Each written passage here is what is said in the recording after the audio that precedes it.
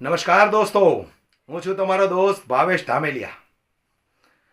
આવનારી 14 તારીખ એટલે કે 14/4/2024 રવિવારના દિવસે સોશિયલ મીડિયાના યોદ્ધાઓનું એક સ્નેહ મિલન કરવા જઈ રહ્યા છીએ સુરત ખાતે. ત્યારે હું દરેક સોશિયલ મીડિયાના જે યોદ્ધાઓ છે એમને જાહેર આમંત્રણ આપું છું કે આ સ્નેહ મિલનની અંદર તમે આવી અને આ સ્નેહ મિલનને ઉજળું બનાવશો.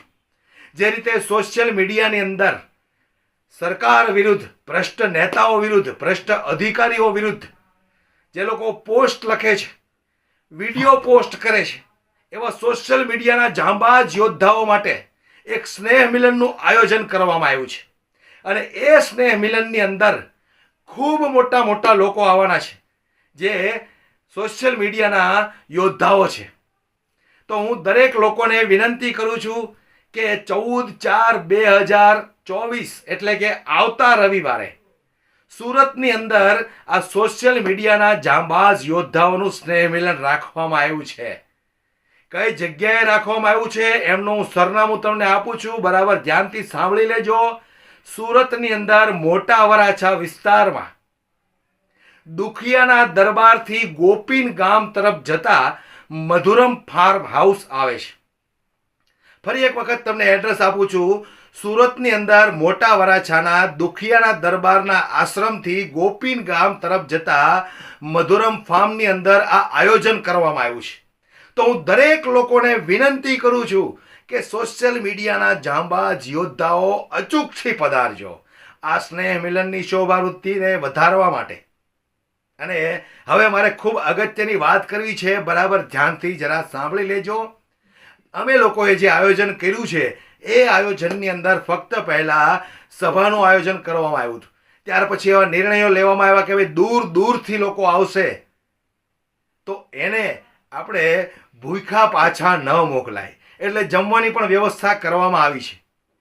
હવે જે મારી માંગણી છે, બે હાથ જોડીને વિનંતી કરું છું દોસ્તો.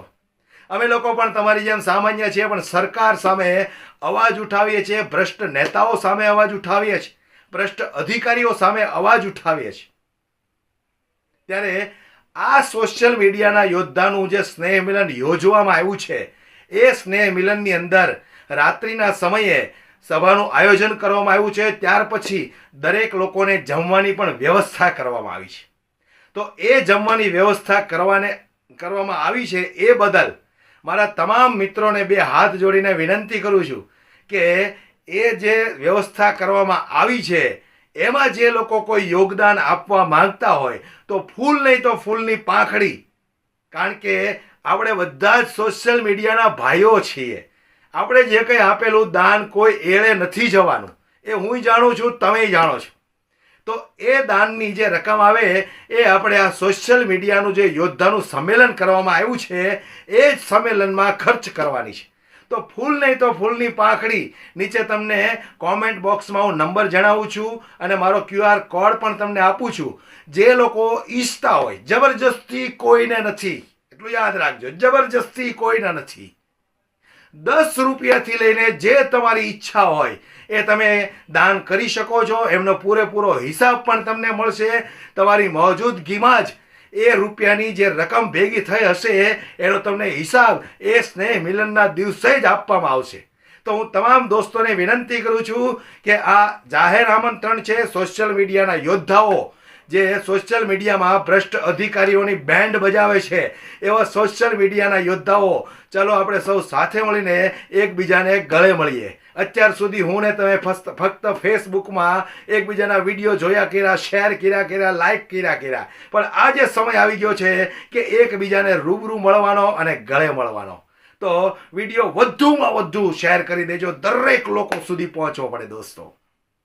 અને સૌ લોકોને ફરી એક વખત વિનંતી કરું છું કે નીચે Paytm number, Google pay number આપું છું, QR કોડ પણ આપું છું. જે લોકો જે દાન કરવા ઈચ્છતા હોય એમાં તમે દાન કરી શકો છો. અને અચૂકથી પધારજો. મારા દરેક મિત્રોને વિનંતી કરું છું, સોશિયલ મીડિયાનું જે આ સ્નેહ મિલન કરવામાં આવ્યું છે એમાં તમારા લોકોનું હાર્દિક સ્વાગત પણ હું કરું છું. ફરી એક વખત એડ્રેસ આપી દઉં છું. સુરતની અંદર મોટા વરાછા વિસ્તારમાં દુખિયાના દરબારના આશ્રમથી ગોપીન ગામ તરફ જતા જે રસ્તો છે એ રસ્તા ઉપર મધુરમ ફાર્મ હાઉસ છે, એની અંદર આ સોશિયલ મીડિયાના યોદ્ધાનું આયોજન કરવામાં આવ્યું છે. તો અચૂકથી પધારજો. દરેક લોકોને મારું જાહેર આમંત્રણ છે.